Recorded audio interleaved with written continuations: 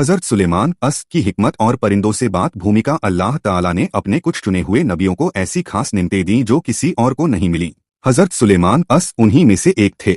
वह हज़रत दाऊद अस के बेटे थे और अल्लाह ने उन्हें सिर्फ बादशाहत ही नहीं बल्कि बेमिसाल हिकमत, इंसाफ और जानवरों व परिंदों की भाषा समझने की क्षमता भी दी थी। बचपन से ही हज़रत सुलेमान अस में गैरमामूली समझदारी थी। एक मशहूर वाकया है कि एक बार दो औरतें एक बच्चे पर दावा करने लगीं। दोनों कह रही थीं कि बच्चा उनका है। मामला हज़रत दाऊद अस के पास आया। उन्होंने पहले एक का दावा सुना, फिर दूसरी का। हज़रत दाऊद अस सोच में थे कि किसे सही ठहराए। तभी पास बैठे हज़रत सुलेमान अस, जो उस समय नौजवान थे, बोले, अब्बा जान, अगर आप इजाजत दें तो मैं इस मामले को हल कर दूं। उन्होंने कहा, एक तलवार लाओ और इस बच्चे को बीच से काट कर आधा आधा दोनों को दे दो। यह सुनकर पहली औरत चुप रही, लेकिन दूसरी औरत फौरन रो पड़ी और कहने लगी, नहीं, ऐसा मत कीजिए, बच्चा इसी औरत को दे दीजिए। हज़रत सुलेमान अस ने मुस्कुराकर कहा, यही इसकी असली माँ है, क्योंकि असली माँ कभी अपने बच्चे की जान को खतरे में नहीं डाल सकती। इस तरह हज़रत सुलेमान अस की हिकमत लोगों पर जाहिर हो गई। अल्लाह का खास तोहफा कुरान सूरह अन-नम्ल आयत 16 में आता है, और सुलेमान ने दाऊद का वारिस होना पाया और कहा, ऐ लोगो, हमें पक्षियों की जुबान सिखाई गई है और हमें हर चीज में से कुछ दिया गया है। बेशक यह खुला हुआ फजल है। अल्लाह ने उन्हें समझ बख्शी कि परिंदों, जानवरों, यहाँ तक कि हवा और जिन्नात से भी बात कर सकें। उनकी फौज में इंसान, जिन्न और परिंदे सब शामिल थे।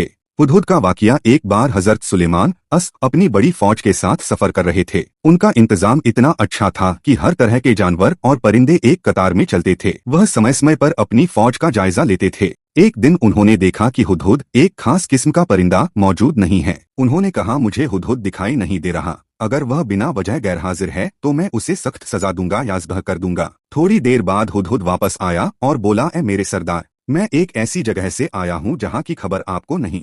मैंने सबा नाम की कौम देखी है, जिनकी बादशाहत एक औरत के पास है। वह सब सूरज की पूजा करते हैं, अल्लाह की नहीं। हज़रत सुलेमान अस ने तुरंत एक खत लिखवाया जिसमें अल्लाह की इबादत और तौहीद की दावत थी, और हुदहुद को भेजा कि वह यह खत रानी तक पहुंचाएं। रानी बिल्कीस का ईमान। रानी बिल्कीस ने खत पढ़ा और अपने वजीरों से मशविरा किया। कुछ वजीरों ने जंग की सलाह दी, लेकिन रानी ने कहा, बादशाहों से लड़ना ठीक नहीं, पहले देखना चाहिए कि वह कैसा इंसान है। वह हज़रत सुलेमान अस के पास तोहफे भेजने लगी, लेकिन सुलेमान अस ने यह कहकर तोहफे लौटा दिए, अल्लाह ने मुझे जो दिया है वह तुम्हारे तोहफों से कहीं बेहतर है। फिर उन्होंने अपनी फौज और जिन्नात से कहा, कौन है जो इसका तख्त मेरे पास ले आए। इससे पहले कि वह यहाँ आए, एक जिन बोला, मैं पल झपकते ही ले आऊंगा। लेकिन एक और अल्लाह के नेक बंदे ने, जिसे अल्लाह ने इल्म दिया था, तख्त आंख झपकते ही ला दिया। जब रानी आई तो उसने अपना तख्त अपने सामने देखा और उसकी हिकमत देखकर ईमान ले आई। मैं अल्लाह पर ईमान लाई जो सुलेमान का भी रब है। परिंदों से उनकी बात। हज़रत सुलेमान अस का एक अंदाज यह भी था कि वह अपनी फौज के परिंदों से बात करते और उन्हें जिम्मेदारियां देते। कुरान बताता है कि वह उनकी भाषा समझते थे। वह कबूतरों, हुदहुद और अन्य परिंदों से पूछते, आज तुमने क्या देखा, कौन सी नई खबर लाई। यह बात उनकी रहमत और प्रबंधन दोनों को दिखाती थी,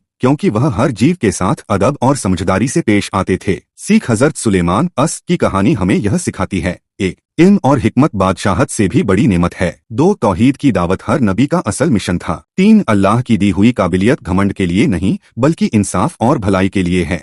4, जानवरों और परिंदों से रहमदिली अल्लाह को पसंद है।